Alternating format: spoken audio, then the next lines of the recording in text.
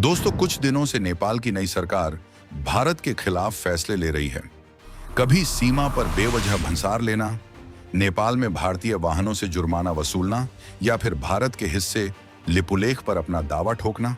हालांकि नेपाल की इन हरकतों से भारत को ज्यादा फर्क पड़ने वाला नहीं है, लेकिन नेपाल की ये हरकतें बताते हैं कि नेपाल कितना एहसान फरामोश देश है, जिसने कई सालों से भारत से मदद ली हो। वो भारत के ही खिलाफ जा रहा है। हालांकि नेपाल की स्थिति को देखकर भारत ने कोई भी एक्शन नेपाल पर नहीं लिया, लेकिन बाकी दुनिया के लिए भारत ने एक फैसला जरूर ऐसा लिया था जो किसी एक देश के लिए ना होकर पूरी दुनिया के लिए था। लेकिन आप यकीन नहीं करेंगे, उसने नेपाल की क्या हालत कर डाली है। नेपाल की सरकार को समझ ही नहीं आ रहा है कि नई दिल्ली में बैठकर जो एक साधारण सा दिखने वाला फैसला लिया गया, उसने नेपाल की पूरी अर्थव्यवस्था के फेफड़ों की हवा कैसे निकाल दी। इस पूरे घटनाक्रम में सबसे ज्यादा हैरान करने वाली बात यह है कि भारत ने नेपाल को लेकर कोई सीधी दुश्मनी नहीं दिखाई, न तो कोई सेना सीमा पर भेजी, न ही कोई कड़ा आर्थिक प्रतिबंध लगाया और न ही कोई धमकी भरा बयान जारी किया। फिर भी नेपाल के बाजारों और फैक्ट्रियों में भयंकर हाहाकार मचा हुआ है। अब सवाल उठता है कि आखिर भारत ने ऐसा कौन सा बटन दबा दिया कि नेपाल की पूरी अर्थव्यवस्था में अचानक हड़कंप मच गया। आखिर क्यों काठमांडू के बड़े बड़े कारोबारी अब सरेआम ये कहने लगे हैं कि अगर भारत ने सिर्फ कुछ महीनों तक अपनी इस नीति को नहीं बदला तो नेपाल की आधी से ज्यादा फैक्ट्रियों पर ताले लग जाएंगे और वहां काम करने वाले लाखों लोग बेरोजगार हो जाएंगे।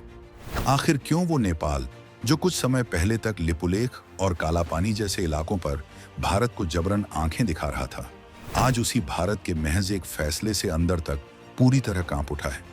और सबसे बड़ा सवाल तो ये है कि क्या भारत ने बिना नेपाल का नाम लिए, बिना किसी विवाद के, उसे बहुत ही शांति से उसकी असली जमीनी हकीकत और औकात याद दिला दी है।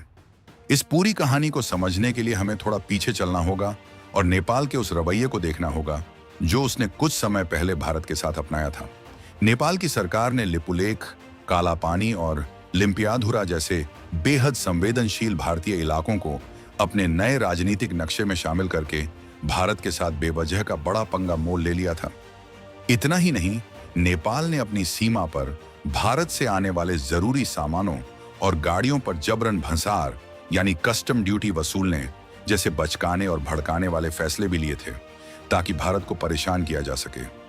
नेपाल की सड़कों पर भारत विरोधी नारे लगाना और वहां के नेताओं द्वारा चीन के उकसावे में आकर भारत के खिलाफ बयानबाजी करना एक आम बात बन गई थी। लेकिन भारत ने उस वक्त भी नेपाल के खिलाफ कोई सीधा और कड़ा एक्शन नहीं लिया था, क्योंकि भारत की सोच हमेशा से एक बड़े और जिम्मेदार भाई जैसी रही है। भारत अच्छी तरह जानता है कि नेपाल चारों तरफ से जमीन से घिरा हुआ एक बेहद कमजोर देश है, जिसकी पूरी जिंदगी और रोजमर्रा की जरूरतें भारत की सप्लाई लाइन पर ही निर्भर हैं। भारत हमेशा से नेपाल की हर छोटी बड़ी मुसीबत में सबसे पहले मदद का हाथ बढ़ाता आया है, चाहे वहां आया विनाशकारी भूकंप हो या फिर रोजमर्रा के राशन और ईंधन की किल्लत हो। लेकिन नेपाल के कुछ राजनेता शायद इस एहसान को भूल गए और अपनी राजनीतिक रोटियां सेकने के लिए भारत को ही चुनौती देने लगे।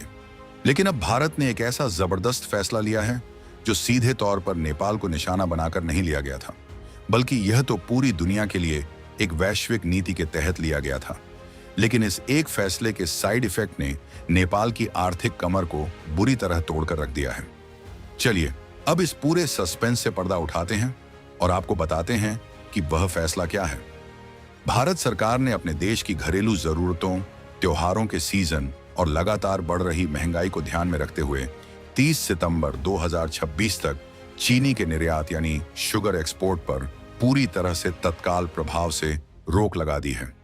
भारत पूरी दुनिया का दूसरा सबसे बड़ा चीनी उत्पादक देश है और जब भारत जैसा बड़ा महाबली अंतर्राष्ट्रीय बाजार में अपनी चीनी बेचने पर पूरी तरह पाबंदी लगा देता है तो पूरी दुनिया की सप्लाई चेन में भूचाल आना तय है। लेकिन इस वैश्विक फैसले का सबसे तगड़ा और जानलेवा झटका हमारे पड़ोसी देश नेपाल को लगा है, क्योंकि नेपाल की असली कमजोरी अब दुनिया के सामने पूरी तरह नंगी हो चुकी है कि उसकी पूरी इंडस्ट्री और बाजार भारत के बिना एक हफ्ता भी जिंदा नहीं रह सकते। नेपाल के भीतर इस समय चीनी संकट का ऐसा भयंकर और खौफनाक डर बैठ गया है कि वहां के उद्योगपतियों और व्यापारियों की रातों की नींद और दिन का चयन पूरी तरह उड़ चुका है। नेपाल का पूरा फूड प्रोसेसिंग सेक्टर, जिसमें जूस बनाने वाली बड़ी कंपनियां, बिस्किट बनाने वाली फैक्ट्रियां, चॉकलेट, टॉफी और कन्फेक्शनरी बनाने वाले तमाम छोटे बड़े प्लांट शामिल हैं, वे सब बंद होने की कगार पर पहुंच गए हैं।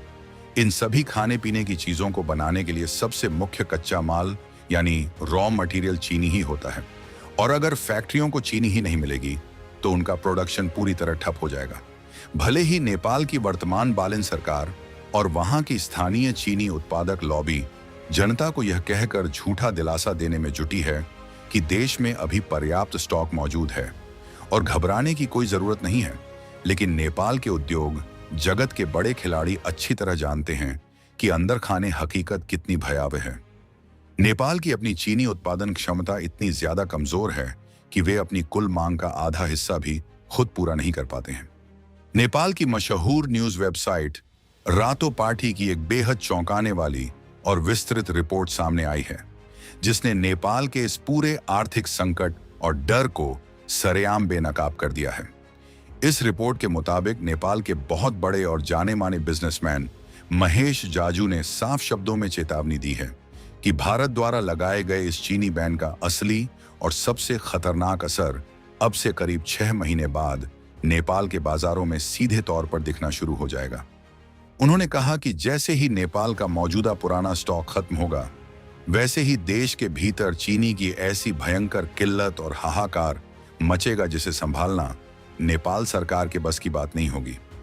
महेश जाजू का मानना है कि इसका सीधा और सबसे घातक असर नेपाल के जूस, बिस्किट और कन्फेक्शनरी उद्योगों पर पड़ेगा, क्योंकि चीनी की कमी होते ही इन फैक्ट्रियों में काम पूरी तरह रुक जाएगा और बाजार से ये सारे सामान गायब हो जाएंगे। सोचिए, जो देश कभी भारत को रणनीतिक रूप से आंखें दिखाने की नाकाम कोशिश कर रहा था, आज वही देश अपने बच्चों के खाने वाले बिस्किट और चॉकलेट उद्योग को बचाने के लिए दिल्ली की तरफ हसरत भरी निगाहों से देख रहा है। इस पूरी पोल पट्टी को नेपाल के एक और बड़े और दिग्गज व्यापारी राजेंद्र राउत ने पूरी तरह से खोलकर दुनिया के सामने रख दिया है। राजेंद्र राउत ने जो आंकड़े दिए हैं, वे नेपाल की लाचारी और भारत पर उसकी पूरी निर्भरता की जीती जागती कहानी बयां करते हैं। राजेंद्र राउत के मुताबिक नेपाल की सालाना चीनी की कुल मांग करीब 2.5 लाख टन है, यानी पूरे नेपाल को एक साल में 2.5 लाख टन चीनी की जरूरत होती है। अब आप यह जानकर हैरान रह जाएंगे कि इस 2.5 लाख टन में से नेपाल खुद अपने देश के भीतर कितनी चीनी पैदा कर पाता है। नेपाल का घरेलू चीनी उत्पादन सिर्फ 1.5 लाख टन के आसपास ही सिमट कर रह जाता है। इसका सीधा मतलब यह हुआ कि हर साल करीब 1 लाख टन चीनी का एक बहुत बड़ा और भारी भरकम अंतर यानी गैप रहता है, जिसे नेपाल को हर हाल में बाहरी देशों से इंपोर्ट यानी आयात करना ही पड़ता है।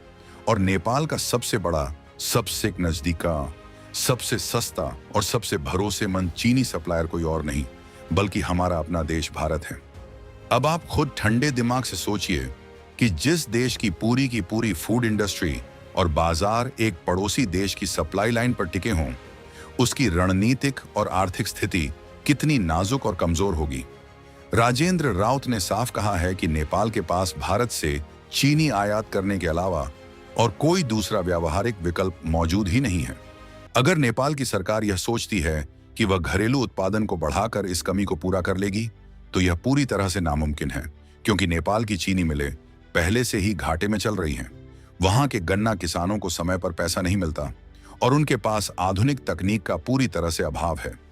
ऐसे में अगर भारत का यह प्रतिबंध आगे भी जारी रहता है, तो नेपाल की फैक्ट्रियों का उत्पादन पूरी तरह से ठप हो जाएगा और पूरी इकोनॉमी ताश के पत्तों की तरह ढह जाएगी।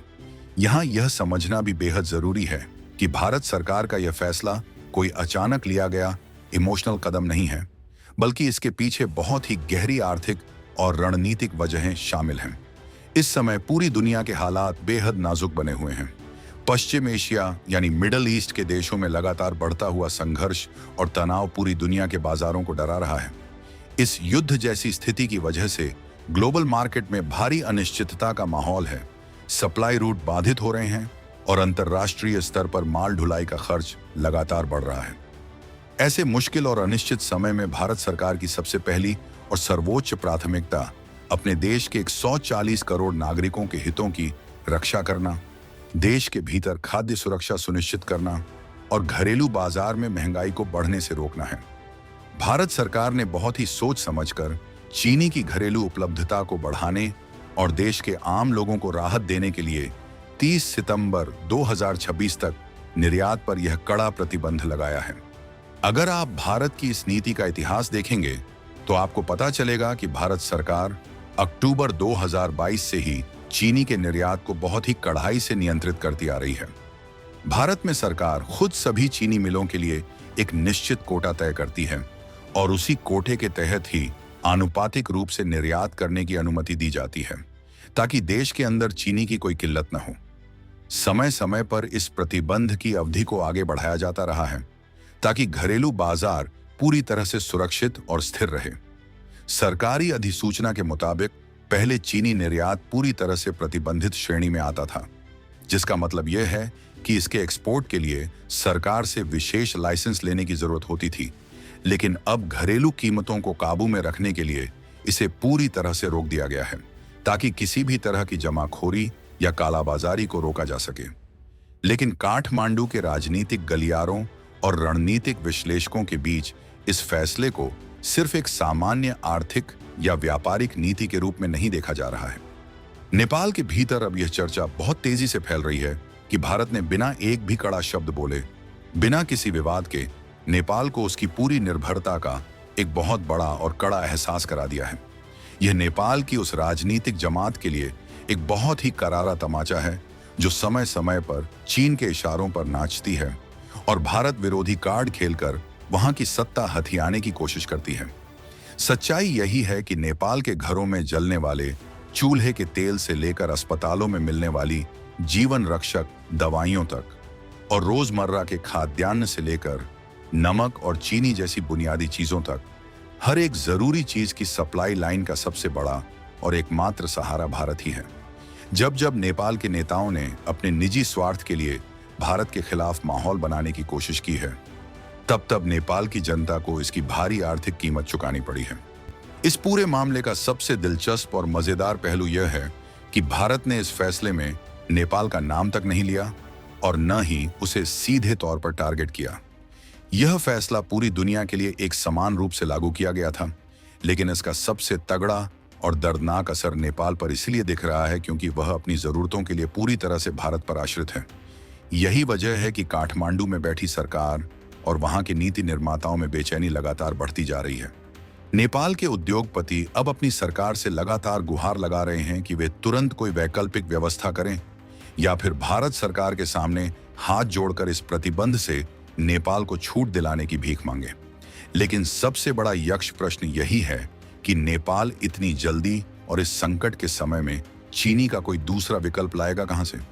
अगर नेपाल यह सोचता है कि वह दुनिया के दूसरे बड़े चीनी निर्यातक देशों जैसे ब्राजील या थाईलैंड से चीनी मंगवा लेगा, तो यह कहना जितना आसान है, जमीन पर करना उतना ही ज्यादा मुश्किल और घाटे का सौदा है। दुनिया के अन्य चीनी निर्यातकों की अपनी बहुत ही कड़ी शर्तें होती हैं। उनके दाम अंतर्राष्ट्रीय मार्केट के हिसाब से बहुत ऊंचे होते हैं और सबसे बड़ी बात यह है कि वहां से नेपाल तक माल लाने का समुद्री और जमीनी भाड़ा इतना ज्यादा बैठ जाएगा कि नेपाल पहुंचते पहुंचते वह चीनी सोने के भाव बिकने लगेगी। नेपाल के पास भारत जैसी कोई सीधी और सुगम जमीनी कनेक्टिविटी किसी दूसरे देश के साथ नहीं है। चीन का रास्ता पहाड़ों और बेहद दुर्गम दर्रों से होकर गुजरता है, जहां से भारी मात्रा में कमर्शियल सप्लाई करना आर्थिक रूप से पूरी तरह से घाटे का सौदा है। ऐसे में नेपाल पूरी तरह से चौतरफा घिर चुका है और उसे अपनी गलतियों का एहसास होने लगा है। इस पूरी कहानी में एक और बहुत बड़ा रणनीतिक मोड़ है जिसे जानकर आपको भारत की कूटनीतिक ताकत का अंदाजा हो जाएगा। भारत सरकार ने जो नया आदेश जारी किया है, उसके तहत यूरोपियन यूनियन और अमेरिका को कुछ विशेष और पुरानी व्यवस्थाओं के तहत सीमित मात्रा में चीनी निर्यात करने की छूट जरूर दी गई है। इस व्यवस्था को क्रमशः CXL और शुल्क दर कोटा यानी TRQ कहा जाता है। इन विशेष समझौतों के तहत भारतीय निर्यातकों को एक निश्चित और निर्धारित मात्रा में चीनी को इन गंतव्यों यानी अमेरिका और यूरोपीय संघ में भेजने की अनुमति होती है, वह भी बहुत ही कम या फिर बिल्कुल शून्य सीमा शुल्क पर। अब आप खुद सोचिए कि भारत ने 7 समंदर पार बैठे अमेरिका और यूरोप को तो अपनी पुरानी संधियों और रणनीतिक समीकरणों के तहत छूट दे दी, लेकिन अपने ठीक बगल में बैठे पड़ोसी देश नेपाल को कोई अलग राहत या रियायत नहीं दी। इससे नेपाल को बहुत ही साफ, सीधा और कड़ा रणनीतिक संदेश मिल गया है कि वैश्विक कूटनीति और अपने देश के नागरिकों के हितों के सामने भारत अब सिर्फ पुरानी भावनाओं या रोटी बेटी के रिश्ते की दुहाई देकर चुप बैठने वाला नहीं है। अगर आप भारत के साथ दोस्ती का हाथ बढ़ाएंगे तो भारत अपनी जान छिड़कने के लिए तैयार है, लेकिन अगर आप चीन की गोद में बैठकर भारत को आंखें दिखाने की हिमाकत करेंगे तो भारत बिना एक भी गोली चलाए सिर्फ एक प्रशासनिक आदेश के जरिए आपकी पूरी अर्थव्यवस्था को घुटनों पर लाने का दम रखता है।